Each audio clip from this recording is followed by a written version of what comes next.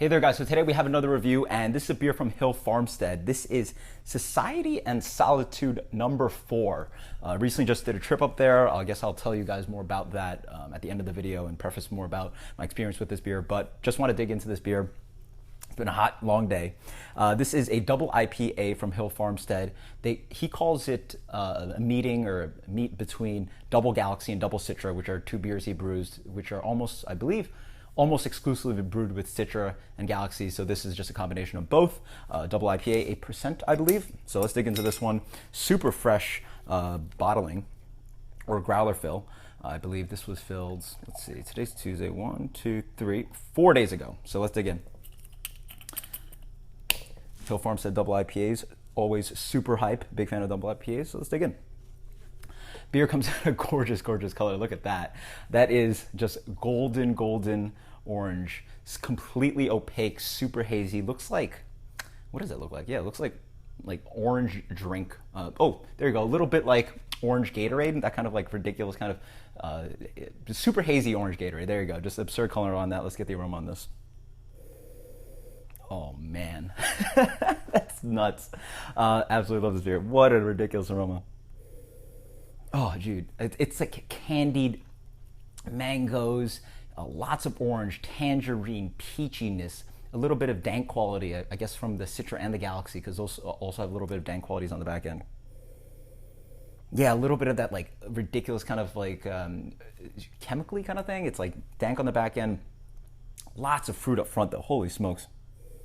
By the way, I let this warm up. Shout out to Nick from What Cheers Beer. He likes warming up his double IPAs around 15-20 minutes. There's a really hot garage right now, so this has been warmed up a bit. I also noticed that Joe and Eric have been doing the same, so shout out to them. Link you guys to their channels below. Yeah, it's pungent. It's got a little bit of pininess on the back end, but it's really nice and juicy. Absurd amount of passion fruit, papaya. Everything under the sun is in there. It's absurd. It's very juicy. Smells amazing. Cheers, guys.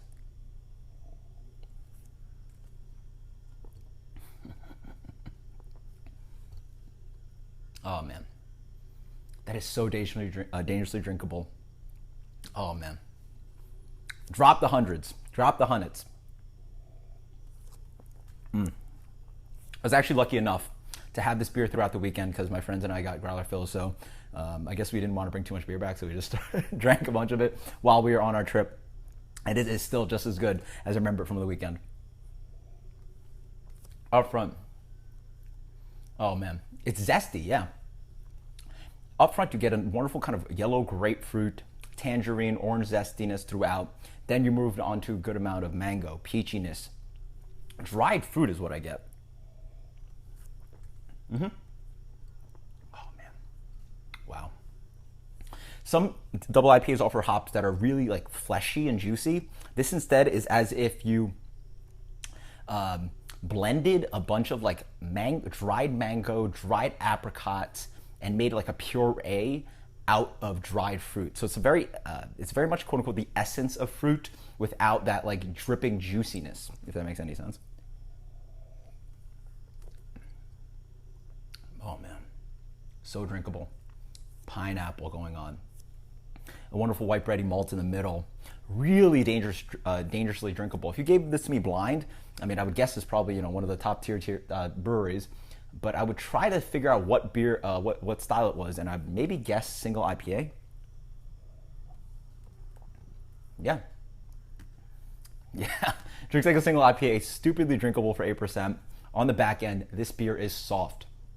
Drying zestiness, a little bit of dank quality, a little bit of herbaceous, lingering green flavors, almost maybe leaning towards a pine kind of quality even, but really, really soft on the bitterness. This is so drinkable.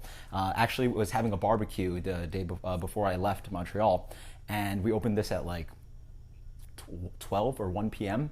and it was the first beer, after waking up for barbecue, and it was perfect for that. I mean, it's crazy that a double IPA does that, but it does. Just lingering tropical flavors over and over and over. Again, that apricot, dried peaches, dried mangoes, pineapple flavor, zesty kind of grapefruit throughout. offering a touch of bitterness in the middle, but on the end, it is so soft and so clean. This to me is the best hoppy beer that Sean Hill does. I like it more than Double Citra. I actually didn't even get Growler Fills of Double Citra because of how much I like this beer. We had Double Citra over the weekend, and that confirmed my suspicions. This beer is much better. I like it more than Abner. I like it more than Society in 6 and 5, which are two of the highest rated ones. Again, Society and Solitude 4 is where it's at. This beer is 100 plus out of 100. Straight up one of my favorite double IPAs. Absolutely amazing. What I like about it is that for some people, this might be a little soft. Not the most explosive aroma I've gotten. Not the most juiciness I've gotten up front. But I like how it's sort of my kind of beer. I really like that it's so soft.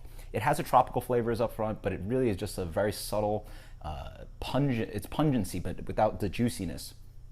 Really awesome, creamy mouthfeel, but without being sweet. And then that really, really soft bitterness on that back end is really what I'm looking for.